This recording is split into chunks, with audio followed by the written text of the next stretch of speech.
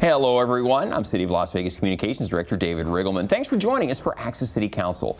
Coming up on this show, we'll share some tips for Emergency Preparedness Month and talk about some upcoming events as we wind down the summer heat. Here to discuss these topics and a whole lot more is the Councilwoman who represents Ward 3. You know who it is, Manager Diaz. Welcome back to the program. How are you? Oh my gosh. How are we all, right? Exactly. We've been through... It's been a little busy since you were on the show last. Yeah, we went from extreme heat to a lot of hurricane. rain. Yeah, you know. Unprecedented. So. Well, at least we got cooler weather as a result. We were expecting 2 to 4 inches. Thankfully, that didn't materialize, and we didn't see a lot of flooding. Thank goodness, right? We heard. Yeah, so I'm thankful for not being in emergency response mode right now. We've got kids back in school too. You got your young ones back in school. You know, here we go. He definitely is. Yeah. So I know parents, we got to get them earlier to bed and get on them for that homework routine. I'm there every day. Have you done your homework? Have you done your homework? It's time to start your homework. Former teacher here, so she knows. She knows the drill well. Yes. So, but. Councilwoman, you born and raised in Ward 3. You know it like the back of your hand. For those of you out there not exactly sure where Ward 3 is located, don't worry, we're going to show you on the map. It's basically the east side of Las Vegas, but it includes the downtown, the Arts District, and even picks up that finger over there by Area 15 now. So we've grown west now after redistricting. Yeah, it looks pretty good. If you live in that area or work in that area, of course, you're in the city limits of the city of Las Vegas. And if you're a resident there, you are represented on the city council by Manager Diaz, as we said. Well, Councilwoman, it's hard to believe, but we are knocking on the door of September, which happens to be Emergency Preparedness Month. So, fittingly enough, joining us now is the city's emergency manager, Carolyn Leavering. Carolyn, welcome here. She's still been a lady who's she's been a very busy person over the last week or so because of Hurricane Hillary. Carolyn, I have to ask you this. I've lived here 30 plus years, 36 years in Las Vegas. Councilwoman's lived here her whole life. Have we ever had a hurricane event here previously? Maybe 100 million years ago. Not in our lifetime. I think that's what she's saying. Yeah. So we get monsoon weather, which is usually the remnants of a hurricane turned to tropical storm, and then we see it as a monsoon. So to have it come on so strong to where we were expecting potentially hurricane strength force, we did get a little bit of tropical storm level force. We're into regular monsoon weather now. Well, Carolyn, I have to say, you and I have worked together for many years. I've worked a variety of different emergencies over the years, Councilwoman. And I have to say, Councilwoman, I'm so glad that you had her on to talk about Emergency Preparedness Month, because Carolyn is one of the true emergency management professionals that you're going to find anywhere in the country, and she works for the city of Las Vegas. So we're lucky that we have her, and proof of her job and her commitment was through this Hurricane Hillary ordeal that we just all went through. She had to be monitoring the weather. She was on regional calls, making sure that every single inch of the valley, we knew what was happening from a county perspective, North Las Vegas, Henderson, etc. I think the public doesn't know that all of this happens, even though we're not communicating every little nuance that is happening. She is really at the helm trying to sort through priorities and things. And so, for example, we set up many, I think 2 locations for sandbags for folks who were, fearful of flooding, which has happened in my district in the past. Sure has. Just one event, just downpours on you and you have flooding all of a sudden. So we had to set up sandbag stations, and we allowed the community to come out and create their sandbags to help protect their homes. And what other kinds of things did this tropical storm, because by the time it got to us, it was no longer in hurricane mode. Thank goodness. So what did the tropical storm, what else were you involved with, Carolyn, in terms of keeping an eye out for us in the community? And Carolyn, I can jump in. You coordinated with every single city department. Every single department was involved in your multi-coordination calls. Correct. And so, Councilwoman, it was impressive because everything from Public Works to the wastewater treatment plant To water authority. To everyone. Absolutely. She was involved, yeah. Yeah, so that's part of our responsibility, right? And normally we're just in preparedness mode, so we don't often have to go into response mode for this type of an event. Luckily, we didn't even activate the Emergency Operations Center. We kept it on monitoring mode.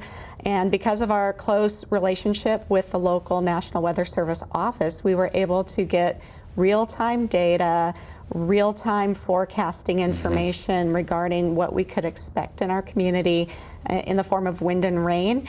And I think part of maybe a misconnect that there could be between Weather Service messaging and our own messaging is that they don't often take into account all of the mitigation that our community has invested in over the years. And because we have such great investments in detention basins, improvements to the washes, all of our drains being kept clear, all of those things helped to make sure that any level of rain was going to be managed easily and quickly. Councilwoman, you've lived here your whole life. That hasn't always been the case, has it? In a rain event like this, in years past, when I first came to town, people lost their lives because the floods would move so quickly. Our streets, were not, I don't think, to Carolyn's point, were as well equipped as they are today to handle the water that is coming. And I think we've made significant strides and improvements in the storm drain systems. I remember as a child, I lived off of 28th Street and close to Elm, Cedar. And I remember it just looked like rivers coming down the street. And so you knew you couldn't get in a car, or you shouldn't get in a car, or even get in close proximity to the volume of water that was coming down our street. So obviously we feel the pain sometimes when we see the orange cones in our streets. And so I know right now, one that's been significant for my community is Charleston Boulevard. But in a way, when I was touching base with some of the folks that are doing that project, one, I want to make sure that all of the drop inlets were clear to take in the water that was forecasted, and they reported that because the storm drain had been improved and had been widened, that if more water came, it should be able to take it all in and take it eventually all the way to Lake Mead. So it made my heart happy to know that this could be a potential test of that investment through the Regional Flood Control District that we are allowing to happen, because we know we don't want any homes to have to not breathe and be super stressed in times of monsoon seasons, because that's what happens traditionally in that community, every Mayfair summer, community. Always when they see the clouds coming, they're not happy about the rain. They're actually very apprehensive and worried. And I would be too if my house has been flooded many times throughout the last decades. So I couldn't agree anymore, Councilwoman. You know, Carolyn, September is Emergency Preparedness Month. I think you're going to have a lot of people really paying extra care and extra attention, because Hillary reminded us, things can happen. Generally, we don't think about tropical storms or hurricanes here, but we get heavy rain, we get flash floods, potential for earthquakes. And so I think this is kind of a reminder for everyone, to the Councilwoman's point, that as a community, we've got to be thinking, what if one of these events occurs, versus, what am I going to do now that it's already on top of me? I hope you're right, David, because National Preparedness Month is really important to us. It's a great opportunity to get out to the public, do outreach, remind people what our hazards are and how to prepare for those specific hazards. And we always are approaching the idea that families need to be prepared, individuals, because the more families that are prepared for an emergency, the more resilient our community is overall. And so September is a great opportunity to showcase that. But I hope you're right that recent events are keeping preparedness in the forefront. Top of mind, Right, because it's really easy to put it to back of mind. It's really easy to not want to think about the bad things that could happen. We all want to think that it won't happen to me. And then we like to rationalize that, well, if it does happen to me, the cavalry will be there to save me. And sometimes events can be larger than our cavalry can support. Right. So individual responsibility for individual and family preparedness, those are key factors for our community. Talk about that, and Councilwoman, I know you're going to have some questions on this too, but what should people do, Carolyn, as we get into Emergency Preparedness Month? What are the things that the basic family should be doing, some of the absolute necessities of being prepared? Well, what are they? Our mantra is 3 steps. And of course, those steps have more steps to them, but make a kit, right? Make a plan, and stay informed. Those are the 3 steps that we ask people to do. Have an emergency preparedness kit for your family that meets your family's needs. Every family is different and unique, and every family has different needs. So really examine what your family requires in the aftermath of an emergency. And then make a plan. Make sure that you're prepared to communicate with your family even if you're not all at home at the same time. Right. Disasters don't care what time of day or what day of the week it is. You might be at work, your kids are at school, your parents are at a adult daycare center. What's your plan to communicate with everybody post-disaster, to coordinate and to reunify? So those are really important issues for us as well. And then stay informed, keeping your TV, your radio, your social media feeds, all of those things up to date. We have a preparedness app that helps you with developing your family plan. So we invite everyone to download that app as well. And we can send emergency alerts through that app, but really the value of it is information about our hazards and helps walk you through making your family preparedness plan. And Carolyn, are we still offering those courses for folks, and how frequent are those courses? How do people find the courses, and how do they sign up to take it? Thank you for asking about that, because some people still don't really know where to start when it comes to being ready for an emergency. Our Community Emergency Response Team training, it's an 18-hour course, all right? We do have other ways to get you up to speed without that commitment, that investment of time, but that course helps empower you. It's not just about putting together your kit and your plan. It teaches you how to do basic things for yourself and your community, like fire suppression with a fire extinguisher, knowing how to do a basic search and rescue in your neighborhood, learning some lifts and carries, some first aid, some damage assessment. Those are all features and functions of our training that really can help you feel ready for that response, to build that muscle memory in responding to an emergency. We teach that courses all over the valley. It's not just in the city. So we have courses throughout Clark County, and sometimes we even visit our neighbors in Pahrump and teach out there as well.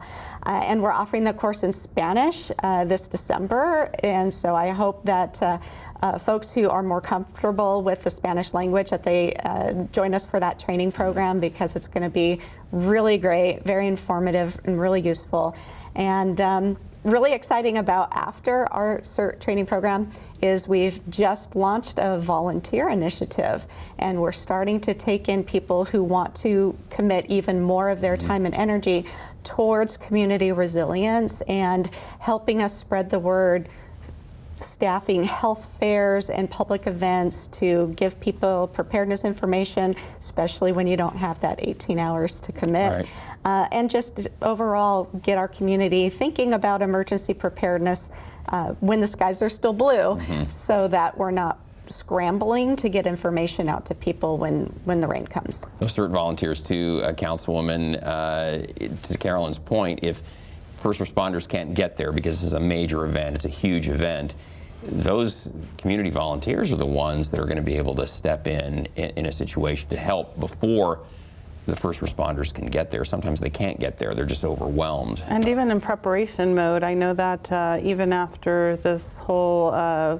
worrying about Hurricane Hillary, there was a lot of concern in the community. Were we ill-equipped? Were we ready for potential amount of rainfall that was going to hit our valley? So we know that sandbag stations became a hot commodity, and we were running out of the bags and we were running out of the sand. One point that was brought up to me is, like, how are we making sure we're helping all folks in our community, because we have elderly who are in their forever homes, and they may not have the strength to do the shoveling and preparing of the bags themselves. And so that's kind of what I envision down the road, is tapping into these volunteers to hopefully be at these sandbagging stations to then offer this assistance to our community and be one with each other in the most needy of times. Now, we're all just super relieved that we never needed to really place the sandbags. Or if we placed them, there was never really the amount of water that was going to come through them. But it's always better to be prepared, over-prepared, than ill-prepared, and then suffer the consequences. For sure. Carolyn, there's some other things we'd like to talk to you about as well, but let me ask you this quick question. On the topic of Emergency Preparedness Month, anything else you'd like to add on that? We're going to be out in the community quite a lot. If you have a homeowners association that is doing maybe a national night out event or something like that. A block party. Yeah, a block, give us a Great call. point. We'd love to bring our information to all of these events in the city so that we're easily accessible. Yeah, we really that. want to remove those barriers to like access. I say, I think Hillary maybe helped remind everybody that, yeah, maybe it's a good idea to show up at those. So. Yeah. Now, Carolyn, and I know Councilwoman, this is something that we want to talk about as well. Your team doesn't just prepare for emergencies. Like COVID, like hurricanes, right. like earthquakes. But you're also very involved in preparing for New Year's Eve here in Las Vegas, Super Bowl, Life is Beautiful, Formula One. Your folks are always working with the community, all of our partners, to make sure we're prepared, especially for these large events as well. Yeah, well, now that our community is becoming much more of a sports center, we're still getting our feet underneath us when it comes to managing the effects of big sporting events. And of course, the Super Bowl is about the biggest one out there. Even though Formula One, Super Bowl aren't in the city proper, we have a lot of resources that help the region that need to be part of the overall planning process. And that's anywhere from helping the county with Family Assistance Center planning. Bomb squad. Las Vegas Fire and Rescue is the bomb squad for the community. Our hazardous materials team is the only Type 1 response team in the Valley. So they have much more capability than other hazmat teams nearby. So we get called often to provide these kinds of resources that our neighbors don't have. So we're very deeply involved in those planning processes. And of course, I know your team is very involved, David, because of the unified messaging that we're always looking to You move, we move. Forward. It's funny how that works, right? Exactly. So, right. I would never open my emergency operations center without the Joint Information Center, exactly. right? It would so be also, catastrophic. Life is Beautiful is right around the corner, so I'm And sure your that's going to award, require a level of activation. Yeah, we just had a meeting last week and realizing we have a couple of new faces on the organizers side of the fence that have new responsibilities and leadership. So we're making sure that we're closing any gaps of information and communication and ensuring that we have the exact footprint planned out and where all of our emergency egress will be if we did have an emergency, and of course, emergency medical capabilities there, and just keeping an eye on the event so that everybody who's there can just enjoy having a good time. Feel safe, Not have to think about that bad thing. But we do hope that they take advantage of the organizers' tools, because they will offer an opportunity for people to sign up for an emergency notification just for that event. And I hope people will take advantage of that, because it's a great way that we can use to communicate if we do have a big emergency. Near and dear to Councilwoman, that Life's Beautiful is in her ward, in the thick of it there. And Carolyn, too, we should probably just mention before we have to say goodbye to you that in addition to all your other responsibilities, in the event of a major emergency, you also coordinate the city's, you mentioned this, the city's Emergency Operations Center helps the city council, the city manager's office, all the departments manage the overall event. Very complicated. It's something that really you've drilled into us, the importance of practice, making sure that we go through those. I've practiced with you many times, and I've had some real events that we've worked as well, but they're so valuable because you fall back on that training immediately then.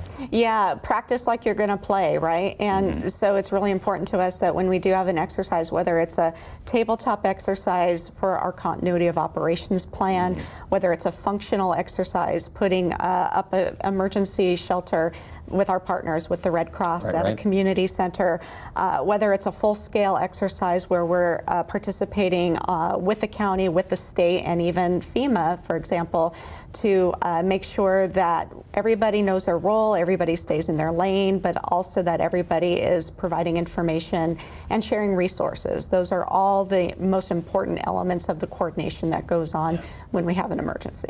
Councilwoman, I know you know your role with it's one of the things Carolyn's taught us on during an emergency. My role, everybody knows what their part is, and the council knows their role as well through all of that. We're waiting on her call to us. Hopefully it won't be too often that the Batcave is activated and we all have to congregate to make difficult decisions, but thankfully to this point, it's all been on this woman's shoulders, most of it, and city managers and all of the directors over the different departments, especially O&M. I gotta give them a big shout out because they were having to be in our streets, making sure they were clean and the debris wasn't clogging any of the inlets. So I'm driving today and I'm just very super pleased with everyone's efforts. Yeah, well, thank you, Councilwoman. Appreciate it. And so, Carolyn, thank you so much. Keep up the good work. My pleasure. I can't do it alone. We have a small office because, again, we're usually in preparedness mode. But every city department participates, right? Everybody participated in our coordination calls this weekend and made sure that they had representation and that they understood what the situation was and were at the ready to help. Yeah, well, with your leadership. So anyway, on to the next thing, right? But Carolyn, thank you so much for being on. It was a great, very timely discussion in light of what we've just had. September Emergency Preparedness Month. Exactly. It's coming up, and be prepared, folks. That's the idea here. Well, again, thanks for being here, Carolyn. We need to take a short break, but when Councilwoman and I return, we're going to share some upcoming events with you. So please stay with us.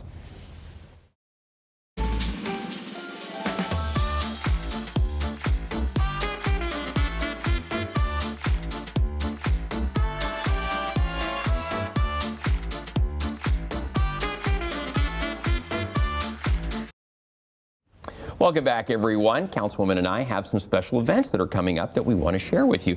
The first, it's Hispanic Heritage Month. It's right around the corner. It's right around the corner, David. It seems like it was yesterday. right. But it's back again for its next annual celebration and just recognizing. And there's a lot going on. All communities' contributions to the city. And obviously we partnered with the Mexican Consul last year for an art competition of celebrating Vegas' well received, I recall. Greatness, and we then had the launch out of the historic 5th Street School, which is in Ward 3, and we had the mayor and the Mexican consul partner to carry out that event, and it's going to have its second annual offering to the artistic community as well. So I hope people will participate. That's very cool. Then we put all of their artwork in the mayor's gallery on exhibit for a good time. We're also going to be opening, as of now, the Honor Award nominations. Tell everyone what those are for. They're to honor trailblazers in the Hispanic community and the Latino community doing good work for the city of Las Vegas. And there are different categories. It could be young athlete, it could be educator, it could be a leader in the community, a faith-based leader. So there's 7 total categories. I hope you guys will check it out, spread the word, and nominate folks yourselves, because we really do want to recognize these folks doing excellent work, community service, and just driven by that. I think that they deserve to be highlighted. Get that recognition, So Honor Awards won't be coming during Hispanic Heritage this year. We will be having then nominations close October 15th, and then we're going to have the ceremony at the top of December. Okay, So stay a little farther back. Yes, we just don't want folks to miss the event because there's so many events that happen during Hispanic Heritage Month. We don't want people to miss the opportunity to come with and join us to honor these great folks that